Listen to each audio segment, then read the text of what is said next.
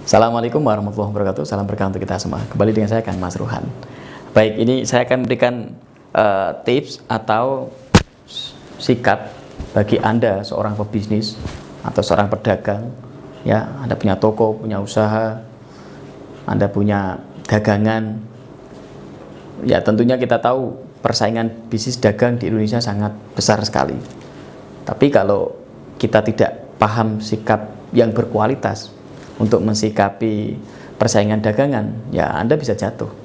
Sehingga ada beberapa tips atau beberapa sikap yang harus Anda miliki untuk mensikapi persaingan bisnis, persaingan dagang di Indonesia atau dimanapun, yang harus Anda miliki dalam jiwa Anda dan perilaku Anda. Oke, apa itu? Yang pertama adalah apapun persaingan bisnis, Anda harus memahami, Anda harus siapkan diri tetap tenang.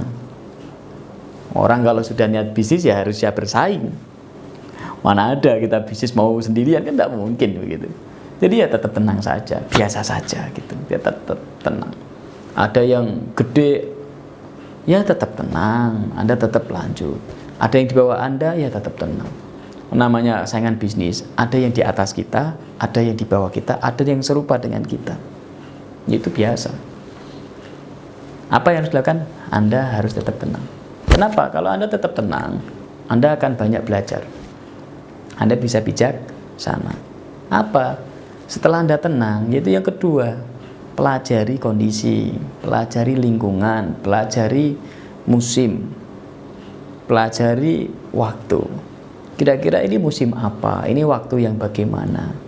Kondisi yang seperti apa? Misalkan beberapa waktu lalu kondisi corona misalkan, ya kan? Ya kita harus tahu, oh kita harus ngapain di kondisi corona ini, kita apakan usaha itu, lihat kondisinya, oh harus pakai masker, pakai hand sanitizer misalkan, terus jamnya diatur karena waktu corona jam-jam tertentu yang diizinkan buka, pelayanannya seperti apa, nah itu juga harus dipelajari. Sehingga yang pertama, jiwa Anda harus tenang. Yang kedua adalah mempelajari kondisi, waktu, tempat, dan juga saat musim apa saat ini, supaya apa? Anda banyak belajar. Gitu. Yang ketiga adalah inovasi. Jangan monoton. Harus ada inovasi baru, ada perkembangan, ada perbaikan. Mungkin 5 tahun yang lalu, 10 tahun yang lalu Anda gitu-gitu aja. Ya sekarang saatnya inovasi. Harus ada peningkatan. Paling tidak mengikuti perkembangan zaman. Mungkin Anda selama ini hanya dagang toko offline, ya coba beberapa yang ada di offline itu difoto untuk dijual secara online. Namanya perkembangan zaman, ada inovasi. Misalkan dagangan Anda hanya 1, 2, 3 macam, ya diinovasi lagi, mungkin ditambah jenisnya, ragamnya, kemasannya, dan lain sebagainya. Belajar untuk menginovasi produk jualan, toko yang mungkin udah kusem diperbaiki, tokonya kotor dibersihkan. Jadi harus ada perkembangan, yaitu inovasi, mengikuti perkembangan zaman. Yang selanjutnya, banyak membaca buku atau ikut seminar atau melihat YouTube saran-saran pengusaha yang sejenis dengan usaha Anda, untuk menambah ilmu, untuk menambah wawasan, untuk menambah keahlian, kemampuan. Karena kalau Anda tidak banyak membaca, Anda tidak mau ikut seminar, tidak mau melatih diri untuk menambah ilmu, ya ketinggalan, akan ketinggalan. Karena dunia ini terus maju. Sehingga harus tambah ilmu, tambah wawasan. Salah satunya adalah membaca buku atau ikut seminar. Itu. Nah, selain itu apa? Ya tentunya jiwa spiritual. Jiwa spiritual. Tingkatkan diri kepada Allah untuk ibadah, mendekatkan diri kepada Tuhan Yang Maha Kuasa. Bagi yang non-muslim mungkin sempatkan untuk meditasi, berdoa, wirid, dzikir, bisa dengan salah satunya dengan tasbih, karomah, pelarisan dagangan dari saya misalkan, untuk meningkatkan kekuatan spiritual. atau jiwa spiritual. Karena kalau Anda punya jiwa spiritual, spirit yang sangat bagus dalam diri Anda, membantu diri Anda untuk lebih hebat, lebih pintar, lebih beruntung. Apa yang Anda kerjakan banyak berhasilnya. Karena itu adalah kebutuhan ruh dan jiwa kita. Kita butuh vitamin bukan hanya untuk tubuh fisik kita, tapi juga vitamin spiritual atau vitamin ruh, vitamin hati.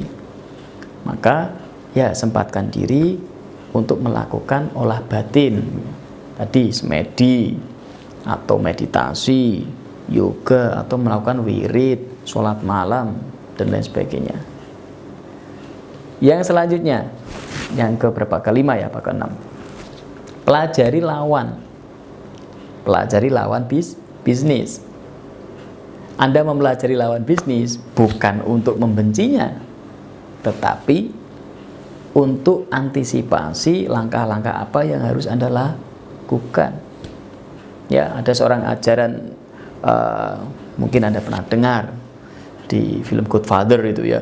Dia mengatakan, dekatlah dengan sahabatmu, dengan teman-temanmu, tapi lebih dekatlah dengan musuh-musuhmu.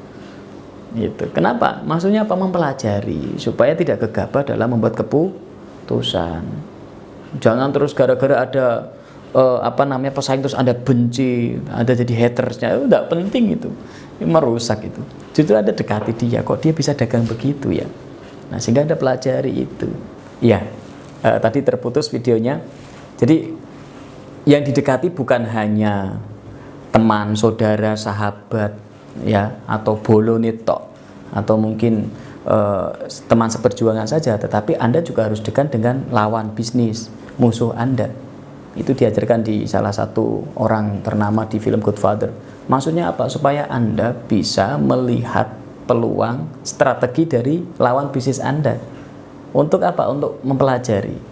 Bisa Anda tiru, atau bahkan Anda punya solusi strategi yang lebih bagus. Sehingga jangan jadi haters, jangan jadi pembenci.